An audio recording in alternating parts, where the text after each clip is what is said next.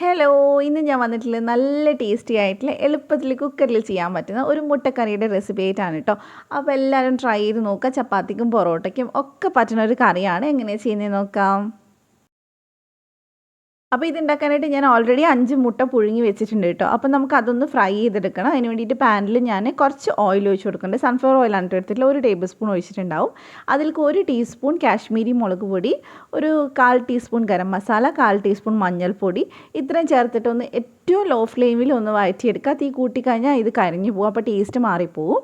അപ്പോൾ ഇനി ഇതിലേക്ക് നമുക്ക് മുട്ട ചേർത്ത് കൊടുക്കാം. ഞാനിവിടെ 5 എടുത്തിട്ടുള്ളൂ. നിങ്ങൾക്ക് 7 6 എത്ര വേണേലും എടുക്കാം, അത് കുഴപ്പമില്ല. അപ്പോൾ നമുക്ക് ഈ മുട്ട ഒന്ന് ഫ്രൈ ചെയ്തെടുക്കണം. മുട്ട ഇതുപോലെ മസാലയിൽ ഇടുന്നതുകൊണ്ട് അങ്ങനെ പെട്ടെന്ന് അങ്ങ് പൊട്ടിത്തെറിക്കുക അങ്ങനെയൊന്നും ഉണ്ടാവില്ല. നന്നായിട്ട് തന്നെ ഇതിൽ കോട്ടായിട്ട് കിട്ടും. അപ്പോൾ കുറച്ച് നേരം ഒന്ന് ഫ്രൈ ചെയ്തെടുത്താൽ മതി കേട്ടോ. ഞാൻ കൂട്ടത്തിൽ കുറച്ച് ഉപ്പും കൂടെ ചേർത്തിട്ടുണ്ട്. അപ്പോൾ നന്നായിട്ടൊന്ന് മിക്സ് ചെയ്തെടുക്കുക. ഇത് ഈ തവി വെച്ച് മിക്സ് ചെയ്യുന്നതിനേക്കാളും എളുപ്പമാണ്. ഇതിങ്ങനെ ജസ്റ്റ് ഒന്ന് ഇളക്കിയിട്ട് കൊടുക്കുക. തവ വെറുതെ ഒന്ന് ഇളക്കിയിട്ടാൽ മതി. അപ്പോൾ ഇത് നന്നായിട്ട് ഫ്രൈ ആയിട്ടുണ്ട്. നമുക്കിത് അങ്ങോട്ട് മാറ്റി വയ്ക്കാം. അപ്പോൾ ഇനി നമുക്ക് മിക്സിയുടെ ജാറൊന്ന് എടുത്തിട്ട് അതിനകത്തോട്ട് 2 സവാള ഒന്ന് ചേർത്ത് കൊടുക്കാം. മീഡിയം സൈസിൽ 2 സവാള എടുത്തിട്ടുണ്ട്. പിന്നെ മീഡിയം സൈസിൽ 2 പഴുത്ത തക്കാളി എടുത്തിട്ടുണ്ട്. അത് നമുക്ക് ഒന്ന് അരച്ചെടുക്കണം. അതിൻ്റെ കൂടെ തന്നെ 2 ടേബിൾ സ്പൂൺ തൈരും കൂടെ ചേർത്തിട്ടുണ്ട്. പുളി അധികമുള്ള തൈരാണെങ്കിൽ 1 സ്പൂൺ എടുത്താൽ മതി. ഇനി നല്ല പുളിയാണെങ്കിൽ ചേർത്തിട്ടില്ലെങ്കിലും കുഴപ്പമില്ല. അപ്പോൾ നന്നായിട്ട് ഇത് ഞാൻ അരച്ചെടുത്തിട്ടുണ്ട്. ഇനി ഇത് നമുക്ക് അങ്ങോട്ട് മാറ്റി വയ്ക്കാം. പിന്നെ ഇതിൻ്റെ കൂടെ തന്നെ ഞാൻ 1 പിടി അണ്ടിപ്പരിപ്പ് ഒന്ന് വെള്ളത്തിൽ കുതിർത്തി വെച്ചിട്ടുണ്ട്. അണ്ടിപ്പരിപ്പ് ഇനി കയ്യിലില്ല എന്നുള്ളവരാണെങ്കിൽ ടെൻഷൻ അടിക്കേണ്ട, അത് സ്കിപ്പ് ചെയ്താലും കുഴപ്പമൊന്നുമില്ല.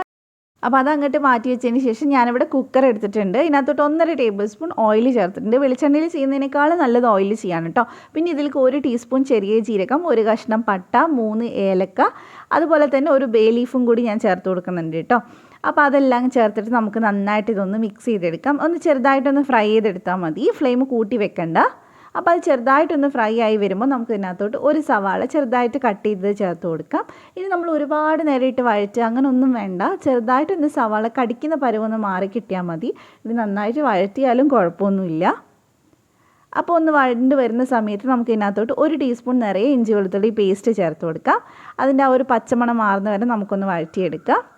ഇത് നമ്മൾ സാധാരണ ഉണ്ടാക്കുന്ന മുട്ടക്കറിയിൽ നിന്ന് നല്ല വ്യത്യാസമുണ്ട് കേട്ടോ. പത്തിരിക്കും ഒക്കെ പറ്റുന്ന ഒരു കറിയും കൂടിയാണ്. അപ്പോൾ ഇനി നമുക്ക് ഇതിനകത്തോട്ട് നമ്മൾ അരച്ച് വെച്ചിട്ടുള്ള ഉള്ളിയുടെയും തക്കാളിയുടെ ആ പേസ്റ്റും കൂടെ ചേർത്തിട്ട് നന്നായിട്ട് ഇതൊന്ന് തിളപ്പിച്ചെടുക്കണം. അപ്പോൾ തിളച്ച് വരുന്ന സമയത്ത് നമുക്ക് ഇതിനകത്തോട്ട് വെള്ളം ചേർത്ത് കൊടുക്കാം കേട്ടോ. തിളച്ച് വരുന്നവരെ ഒന്ന് ചെറുതായിട്ടൊന്ന് വഴറ്റി കൊടുക്കുക. അപ്പോൾ ഏകദേശം 1 കപ്പ് വെള്ളം ഉണ്ടാവും. ഗ്ലാസ് പറയുകയാണെങ്കിൽ ഏകദേശം 1.5 ഗ്ലാസ് വെള്ളം ഉണ്ടാവും.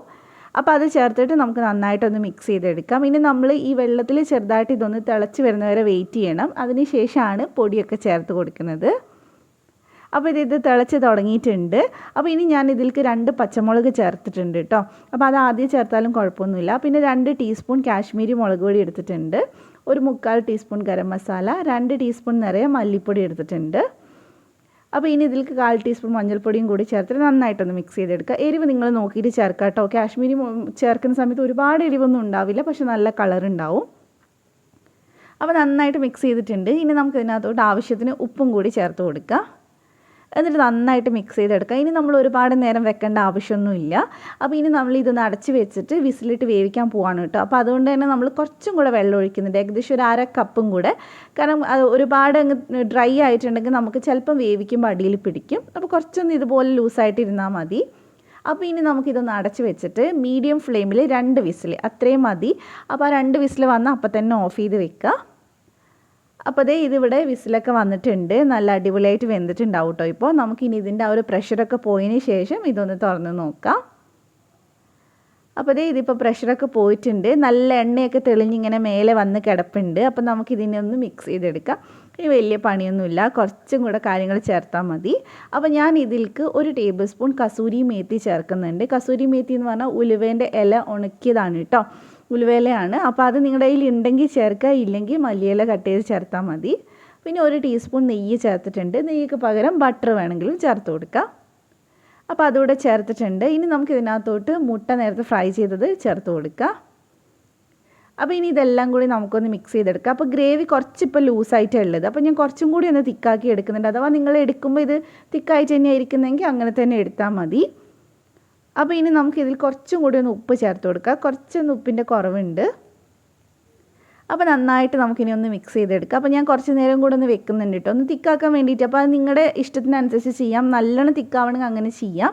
അപ്പോൾ ഇനി ഏറ്റവും അവസാനമായിട്ട് നമ്മൾ നേരത്തെ കുതിർത്തി വെച്ചിട്ട് അരച്ച് വെച്ചിട്ടുള്ള അണ്ടിപ്പരിപ്പ് ഉണ്ടല്ലോ, അതാണ് ചേർത്ത് കൊടുത്തിട്ടുള്ളത്. അപ്പോൾ ഈ അണ്ടിപ്പരിപ്പും കൂടെ ചേർക്കുമ്പോൾ കറി വേറൊരു ലെവലിലേക്ക് പോകട്ടോ. അപ്പോൾ നിങ്ങളുടെ കയ്യിൽ ഉണ്ടെങ്കിൽ മാക്സിമം ചേർക്കാൻ നോക്കുക, ഇല്ലെങ്കിൽ പിന്നെ സ്കിപ്പ് ചെയ്താലും കുഴപ്പമില്ല. അപ്പോൾ ഇതിലേക്ക് ഏറ്റവും അവസാനമായിട്ട് ഞാൻ ഒരു 1/4 ടീസ്പൂൺ പഞ്ചസാരയും കൂടി ചേർക്കുന്നുണ്ട്. കറിയുടെ പുളിയും അതുപോലെ തന്നെ എരിവും ഒക്കെ ബാലൻസ് ആവാൻ വേണ്ടിയിട്ടാണ്. അപ്പോൾ ഇനി നമുക്കിതിലേക്ക് കുറച്ച് മല്ലിയില ഇട്ടിട്ട് ഇതൊന്ന് നന്നായിട്ട് മിക്സ് ചെയ്തിട്ട് ഫ്ലെയിം അങ്ങ് ഓഫ് ചെയ്യാം.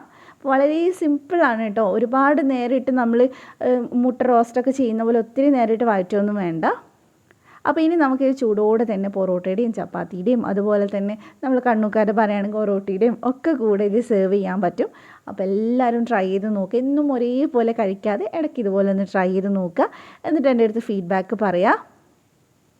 അപ്പോൾ നിങ്ങൾ ഈ ചാനൽ സബ്സ്ക്രൈബ് ചെയ്യാതെ കാണുന്നെങ്കിൽ ഒന്ന് സബ്സ്ക്രൈബ് ചെയ്ത് സപ്പോർട്ട് ചെയ്യണേ. തൊട്ടടുത്തുള്ള ബെല്ല് ക്ലിക്ക് ചെയ്തിട്ട് ഓളും കൂടെ ക്ലിക്ക് ചെയ്താൽ മാത്രമേ ഞാൻ വീഡിയോസ് ഇടുമ്പോൾ നോട്ടിഫിക്കേഷൻ വരുള്ളൂ. അപ്പോൾ ഇതേപോലെ തന്നെ മറ്റൊരു നല്ല വീഡിയോ ആയിട്ട് ഇൻഷാ അല്ലാഹ് നമുക്ക് വീണ്ടും കാണാം. Thank you for watching.